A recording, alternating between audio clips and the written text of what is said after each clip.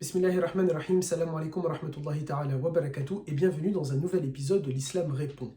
Alors on a connu le baptême de Clovis qui s'offre à peu de frais une légitimité politique pour être roi de France en ayant le soutien de l'Église. Et nous avons aujourd'hui des groupes de personnes qui s'offrent à grands frais un Allahu Akbar pour se donner un air religieux, l'islam. Ici, je parle bien sûr des groupes terroristes. Ces groupes terroristes qu'on assimile trop souvent à l'islam. On les appelle des islamistes, de l'intégrisme islamique ou bien encore de l'islam radical.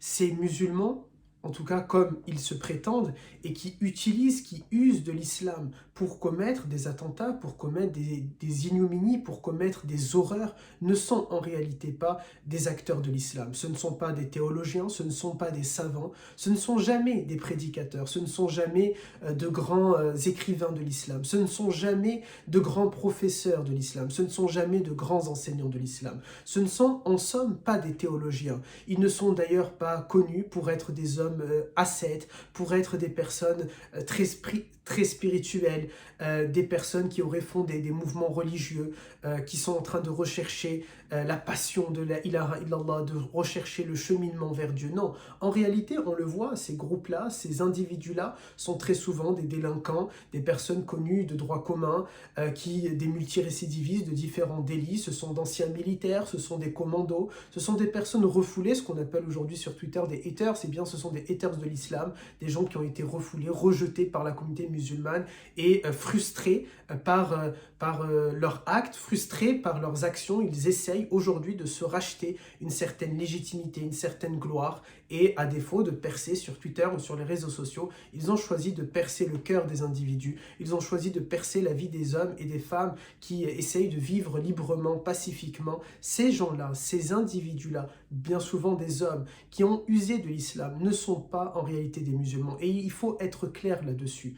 Et nous devons rappeler quelque chose. Les premières victimes du terrorisme dans le monde, les premières victimes du terrorisme, ce sont des musulmans. La première personne qui est tombée victime lors des attentats de Nice sur la promenade des Anglais, c'est une femme musulmane. Et les musulmans ont payé un lourd tribut, ont payé un lourd prix constamment pour défendre les libertés individuelles, pour défendre le droit de croire ou de ne pas croire. Donc non, il n'y a pas un terrorisme musulman. Il y a des individus qui se prétendent être musulmans uniquement pour s'acheter une légitimité, ne leur donnant pas raison,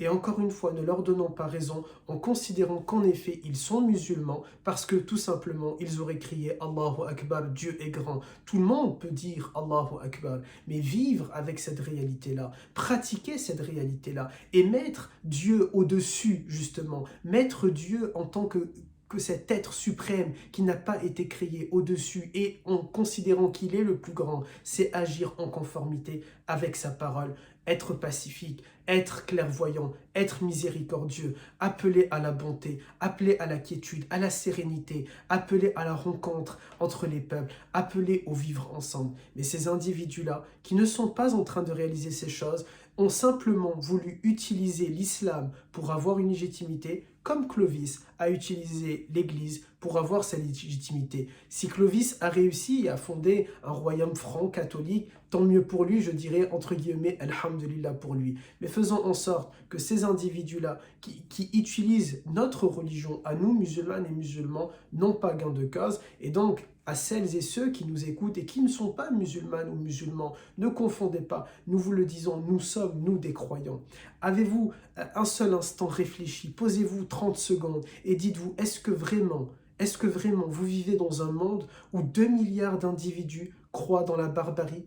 Est-ce que vraiment vous vivez dans un monde où 2 milliards de femmes et d'hommes sont prêts à se faire exploser? Est-ce que réellement vous pensez que 2 milliards d'individus sont en train de rêver de sang et ont soif de vengeance? Non, les musulmanes et musulmans qui vivent autour de chez vous, les musulmanes et musulmans que vous rencontrez quand vous partez dans certains pays en touriste, ne sont pas des terroristes. Et ces individus-là qui sont des terroristes et qui sont en train d'œuvrer comme des terroristes n'ont rien à voir avec la tradition divine.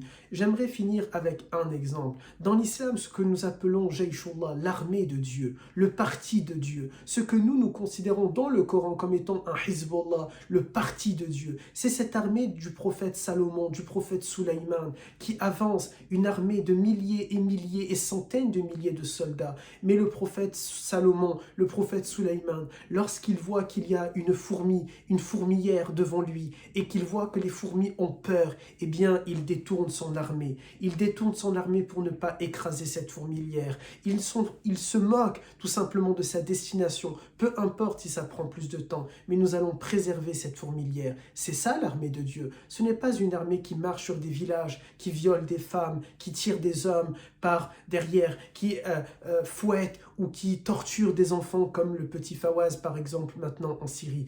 L'armée de Dieu, c'est une armée qui est spirituelle, c'est une armée qui œuvre pour la paix dans le monde, pour la quiétude dans le monde. Ce sont des hommes et des femmes qui essaient de servir Dieu du mieux qu'ils peuvent en espérant une paix pour l'humanité, une paix et une miséricorde pour l'humanité, comme est notre bien-aimé prophète, alayhi salatu salam, une rahmatan lil alamin, une miséricorde pour l'humanité. Barakallahu fikum et salam alaikum wa rahmatullahi wa barakatuh.